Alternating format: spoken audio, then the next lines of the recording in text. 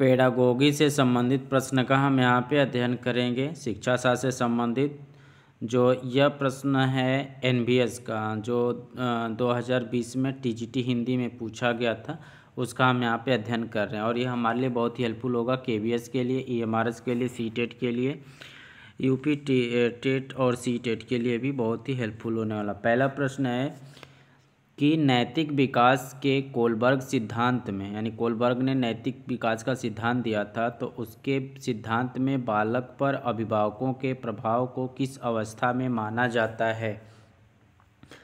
यानी कि नैतिक विकास के सिद्धांत में कोलबर्ग ने जो सिद्धांत दिया था, तो नैतिक विकास का बालक पर अभिभावकों के प्रभाव को किस अवस्था में माना जाता है। पूर्व परंपरागत अवस्था में, परंपरागत अवस्था में, पाश्चात्य परंपरागत अवस्था में, या मूर्त संक्रियात्मक अवस्था में। तो इस सिद्धांत को किस में माना जाता है, तो पूर्व परंपरागत अवस्था में माना जाता है। यानी कि नैतिक विकास को अगर देखें, मोरल डेवलपमेंट को, तो बालक पर अभिभावकों के प्रभाव को पूर्व परंपरागत अवस्था में माना जाता है। दूसरा प्रश्न है, घर पर पढ़ाई करने में बालक के व्यक्तित्व के कौन से पहलू का कम विकास होता है। अगर बालक जो है वो घर पे पढ़ाई करता है तो उसमें कौन से पहलू का कम विकास होगा। समाजीकरण का, संज्ञानात्मक वृद्धि का, संवेगात्मक विकास का, मूल्य का। तो जो बालक है वो घर पर बैठेगा तो बहुत सारे बच्चों के साथ उसका मेल मिलाप नहीं होगा, तो वो क्या हो जाएगा, साइड कट जाएगा और अपने में ही इन्वॉल्व रहने लगेगा। इस तरह से उसका सामाजिकरण नहीं हो पाएगा। अगला प्रश्न है कि किशोर के संज्ञानात्मक विकास को ध्यान में रखते हुए कक्षा में चर्चाओं और क्रियाओं में अधिमानतः किस पर ध्यान दिया जाना चाहिए। ठीक है, अंतर्दर्शी चिंतन पर, प्रतीकात्मक चिंतन पर, प्रयास और त्रुटि पर, निगमनात्मक तर्क पर। तो किशोर के संज्ञानात्मक विकास को ध्यान में रखते हुए कक्षा में चर्चाओं और क्रियाओं में अधिमानतः किशोरों के अंतर्दर्शी चिंतन पर ध्यान दिया जाना चाहिए, इसलिए ऑप्शन 1 सही होगा। अगला प्रश्न, एक अध्यापक यह पता है कि उसकी कक्षा में किशोर छात्र अवलोकन के द्वारा सीखते हैं। अगर एक अध्यापक यह पता करना चाहता है कि उसकी कक्षा में किशोर छात्र अवलोकन के द्वारा सीखते हैं तो इसे क्या कहते हैं। अंतर्दृष्टि अधिगम, अनुभवात्मक अधिगम, प्रतिनिधिमूलक अधिगम, सहचार्य अधिगम। तो जब अध्यापक अपने कक्षा में किसी किशोर छात्र के अवलोकन के द्वारा सीखने की जांच करना चाहता है तो उसमें किस पे जांच करेगा, तो अंतर्दृष्टि अधिगम पे जांच करेगा। यानी अवलोकन करता है तो करेगा ना कि बच्चा की अंतर्दृष्टि में क्या समझ में आई है उसके। एक अध्यापक छात्रों को प्रकाश संश्लेषण की संकल्पना को पकड़ता है। अध्यापक यह सुनिश्चित करना चाहता है कि छात्रों ने पूर्ण अधिगम प्राप्त किया है और इसका सत्यापन किया जा सकता है।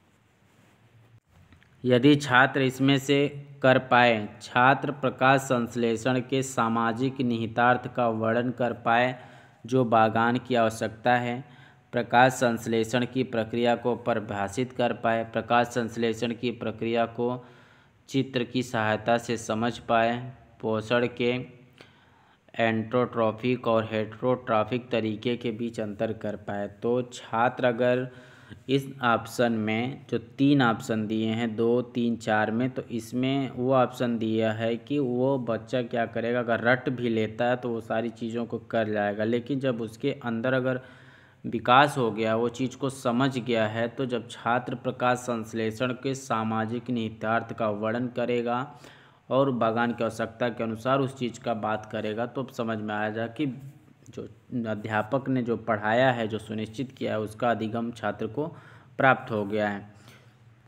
अगला प्रश्न है, मानव विकास के संदर्भ में निम्नलिखित में से क्या गर्भवती से शुरू होकर समस्त बाल्यकाल तक जारी रहता है। यानी मानव का जो विकास होता है उसका विकास जो गर्भवती से शुरू होता है और बाल्यकाल तक जारी रहता है, तो उस विकास को क्या कहते हैं? संवेदी विकास, संज्ञानात्मक विकास, प्रत्यवर्ती विकास, गतिक विकास।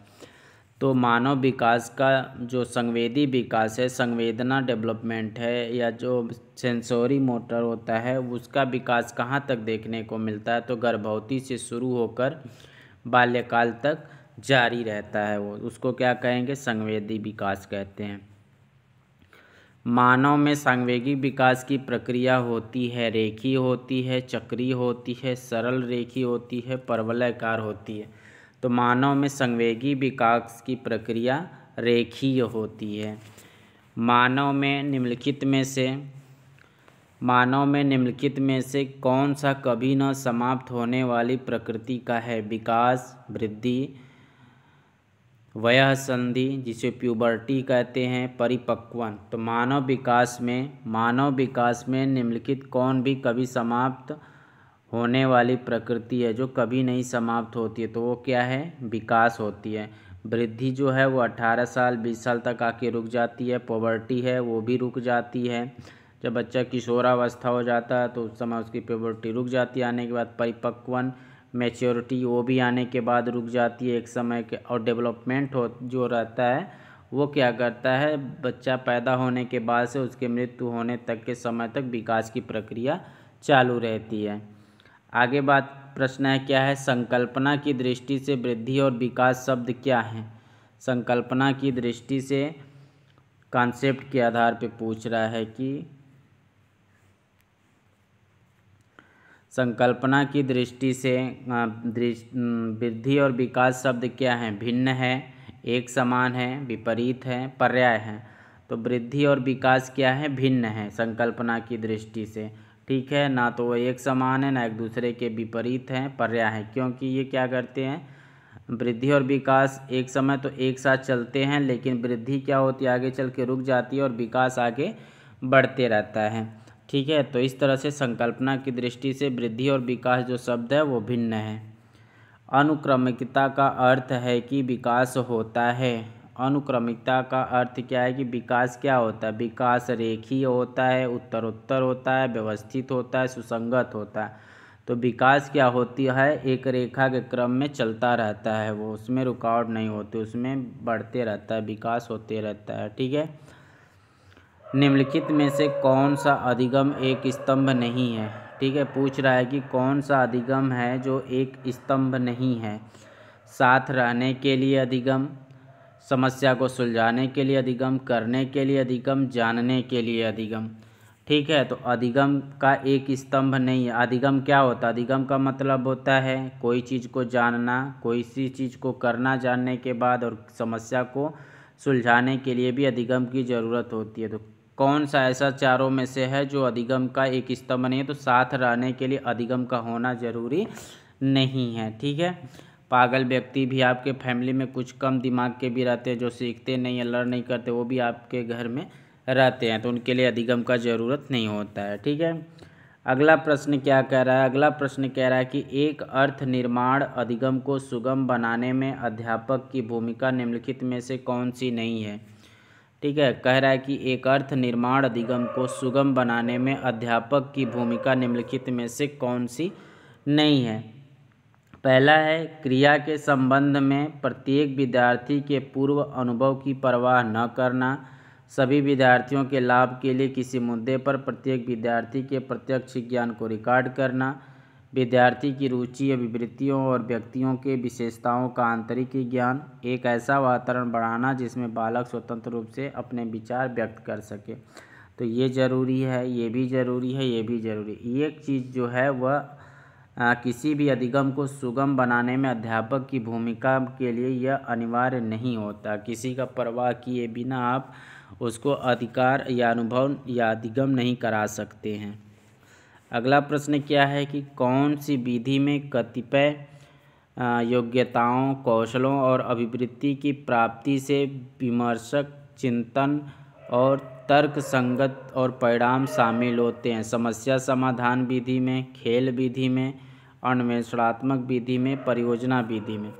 तो इन विधि में कौन सी ऐसी विधि है जिसमें कतिपय योग्यताओं, कौशलों और अभिवृत्ति की प्राप्ति, जिसे एप्टीट्यूड की प्राप्ति कहते हैं, चिंतन होना चाहिए, संगति होनी चाहिए और उसके परिणाम भी शामिल होते हैं। तो कौन सी विधि है? वो समस्या समाधान विधि है। ठीक है। खेल विधि में योग्यता, कौशल, एप्टीट्यूड ये सब उतना ज़रूरी नहीं होता, लेकिन समस्या समाधान करने के लिए इन सब चीज़ों का ज़रूरत होता है। ठीक है। अब बढ़ते हैं आगे। अगला प्रश्न है कि अवलोकनात्मक अधिगम को किसके द्वारा बढ़ाया नहीं जा सकता है? अवलोकनात्मक अधिगम को किसके द्वारा बढ़ाया नहीं जा सकता? अभ्यास करने से बच के, विद्यार्थियों को स्व आकलन हेतु प्रोत्साहित करके, विद्यार्थियों के साथ ऐसे अधिगम के परिणाम पर चर्चा करके, पुरस्कार प्रदान करके। तो अवलोकनात्मक अधिगम को अगर बढ़ाना है तो क्या करना पड़ेगा कि विद्यार्थियों को स्व अवलोकन हेतु प्रोत्साहित करना पड़ेगा, विद्यार्थियों के साथ अधिगम पर चर्चा करनी पड़ेगी और पुरस्कार भी दिए जाने चाहिए। अभ्यास करने से अगर कोई बच रहा है तो वह अवलोकन नहीं कर पाएगा, तो इसलिए कौन सा ऑप्शन सही हो जाएगा? तो अभ्यास करने से बच के, यानी बढ़ावा नहीं दिया जा सकता, ये क्वेश्चन पूछ रहा है। अगला प्रश्न है कि पाठ्यचर्या के निर्माण में निम्नलिखित में से किस उपागम का सामान्यतः प्रयोग नहीं किया जाता है? तो पाठ्यचर्या के अध्यापक केंद्रित, विषय केंद्रित, बाल केंद्रित, जीवन केंद्रित। तो जब भी पाठ्यचर्या का निर्माण किया जाता है उस पर सबसे ज़्यादा फोकस किस पे किया जाता है? बाल केंद्रित पे। जब भी पाठ्यचर्या का निर्माण किया जाता है सबसे ज़्यादा फोकस किस पे किया जाता है? चाइल्ड सेंटर पे किया जाता है, यानी बाल केंद्रित किया जाता है। फिर विषय केंद्रित भी होता है, जीवन केंद्रित। अध्यापक केंद्रित जरूरी नहीं होता है, जरूरी होता है लेकिन मतलब सामान्यतः का बात अगर किया जाए तो अध्यापक केंद्रित नहीं होना चाहिए। निम्नलिखित में से कौन सा कथन सही नहीं है? दक्षता आधारित उपागम में उपचारात्मक शिक्षण की कोई भूमिका नहीं है। दक्षता प्राप्त करने हेतु क्रियाएं करना महत्वपूर्ण है। दक्षताओं का मूल्यांकन किया जा सकता है। दक्षता एक अधिगम उद्देश्य होती है। तो निम्नलिखित में से कथन कौन सा सही नहीं है? तो यही सही नहीं है, पहला कथन सही नहीं है। अगला प्रश्न क्या है? अगला प्रश्न कह रहा है कि निम्नलिखित में से कौन सा कथन सत्य है? बालक एक समय पर 2 या अधिक भाषा सीख सकते हैं। ठीक है। दूसरा कह रहा है कि छात्रों के गृह भाषा अनेक औपचारिक अधिगम में गंभीरतापूर्वक हस्तक्षेप कर सकती है। तीसरा क्या कह रहा है? तीसरा कह रहा है कि त्रिभाषी सूत्र को लागू करने से प्रणाली में जटिलताएं पैदा हो सकती हैं। चौथा कह रहा है कि बहुभाषावाद को भारत में एक संसाधन के रूप में प्रयोग नहीं किया जाना चाहिए। तो इसमें से कौन सा कथन सत्य है? तो इसमें से पहला कथन सत्य है कि बालक एक समय पर 2 या अधिक भाषाएं सीख सकता है, और 3 ऑप्शन जो दिए हैं वो गलत हैं। अगला प्रश्न है कि निम्नलिखित में से क्या अनुभवात्मक अधिगम का एक प्रबल पक्ष नहीं है? अनुभवात्मक का एक प्रबल पक्ष नहीं है। कठोरता, अधिगमकर्ता केंद्रित उपागम, वास्तविक अधिगम, वातावरण प्रेरक अधिगम। तो अनुभवात्मक अधिगम प्राप्त करने के लिए अधिगमकर्ता केंद्रित उपागम होने चाहिए, वास्तविक अधिगम वातावरण होना चाहिए और प्रेरक अधिगम भी होने चाहिए। कठोरता नहीं होना चाहिए। अगर कठोरता ज़्यादा होगा तो जो बालक सीखेगा अनुभव के आधार पे वो सीख नहीं पाएगा। तो इसलिए कठोरता अनुभवात्मक अधिगम का प्रबल पक्ष नहीं हो सकता है। अगला प्रश्न है कि किसका प्रयोग करके मात्रात्मक डाटा का सर्वोत्तम विश्लेषण किया जा सकता है? प्रश्नावली का, पोर्टफोलियो का, परियोजना का, असाइनमेंट का। तो प्रश्न पूछ रहा है कि ऐसी कौन सी विधि है जिसका प्रयोग करके मात्रात्मक डाटा का सर्वोत्तम विश्लेषण किया जा सकता है, यानी कि मात्रात्मक डाटा का अगर सर्वोत्तम विश्लेषण करना है कि मात्रात्मक डाटा प्राप्त हो जाए तो हम प्रश्नावली विधि के द्वारा ही हम उसको अच्छे ढंग से प्राप्त कर सकते हैं, ना कि पोर्टफोलियो से, ना कि परियोजना से, ना कि असाइनमेंट से। अगर असाइनमेंट करेंगे तो उसके विचार पे नंबर देंगे, और प्रश्नावली जो होती है तो उसमें एक सटीक नंबर मिलेगा। अगर बच्चा सही आंसर दे दिया है तो उसके आधार पर मात्रात्मक नंबर उसका दे देंगे। ठीक है। अगले प्रश्न है निम्नलिखित में से क्या मूल्यांकन के एक अच्छे उपकरण की विशेषता नहीं है? अबोधगम्यता, वस्तुनिष्ठता, वैधता, विश्वसनीयता। तो मूल्यांकन का एक अच्छा उपकरण माना जाता है वस्तुनिष्ठता को, वैधता को और विश्वसनीयता को। अबोधगम्यता इसमें शामिल नहीं है। अगला प्रश्न है कि अधिगम का आकलन का मुख्य उद्देश्य क्या है? अधिगम के उत्पादन का आकलन, अधिगम की प्रक्रिया का आकलन, अधिगम के खामियों का आकलन, अधिगम के उद्देश्यों का आकलन।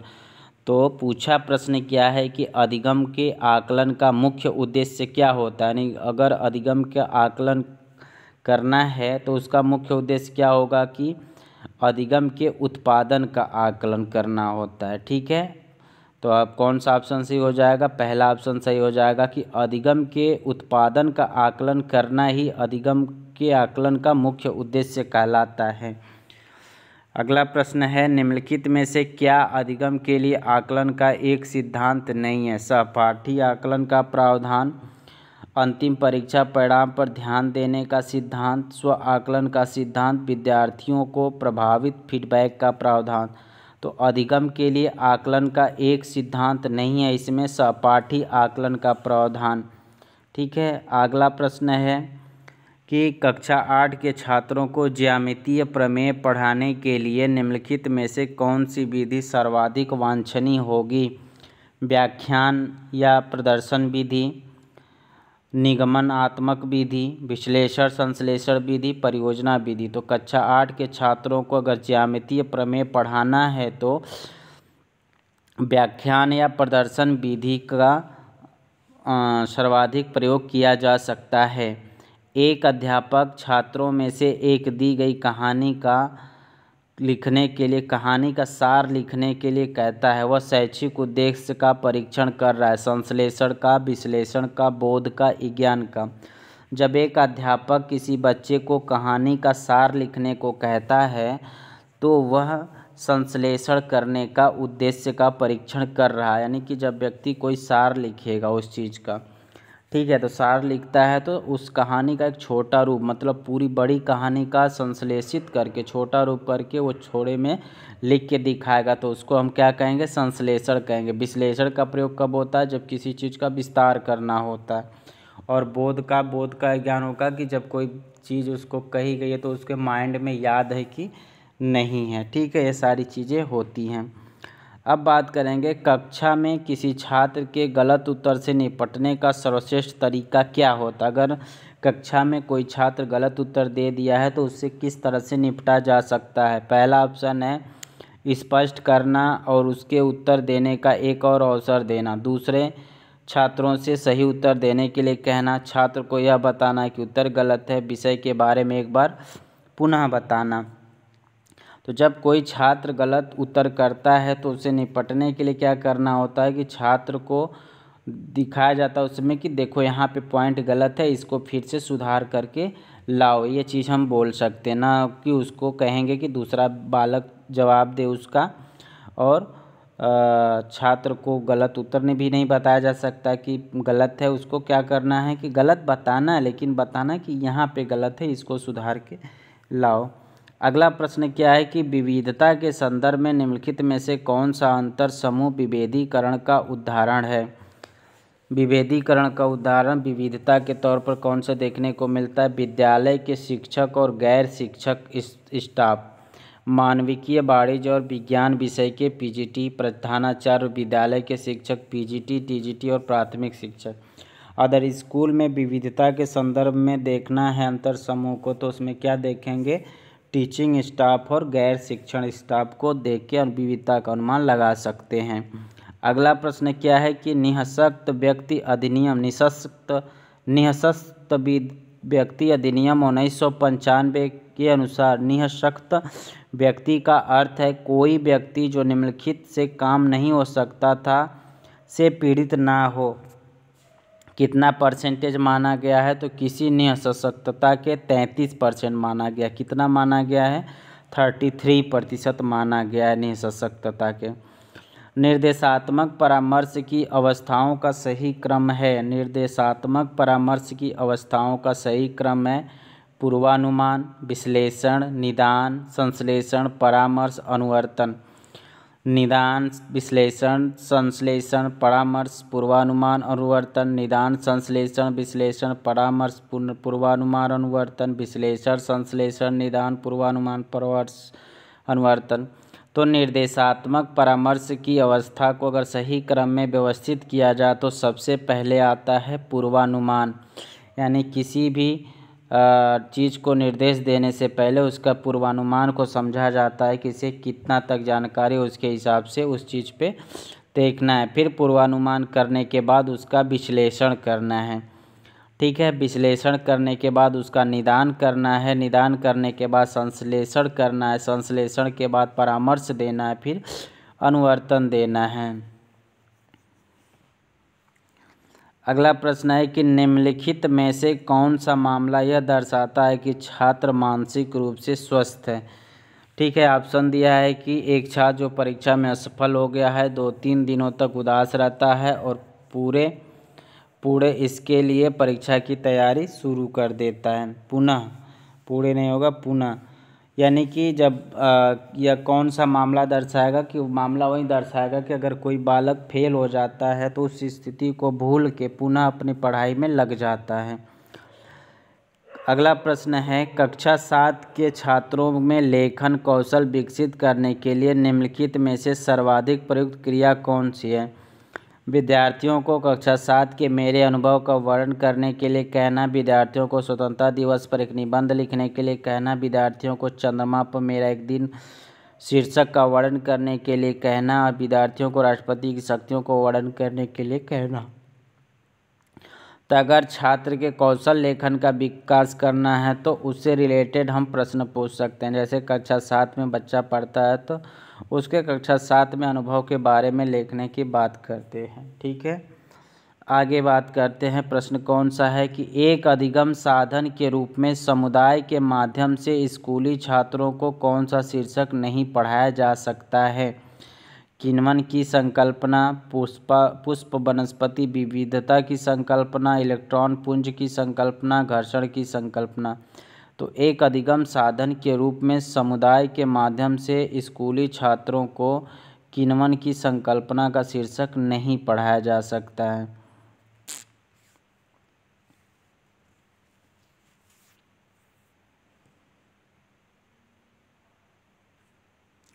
निम्न में से कौन सा एक कोच का कार्य नहीं हो सकता। पैरवी करना, अनुवीक्षण करना, शिक्षण देना, प्रशिक्षण देना।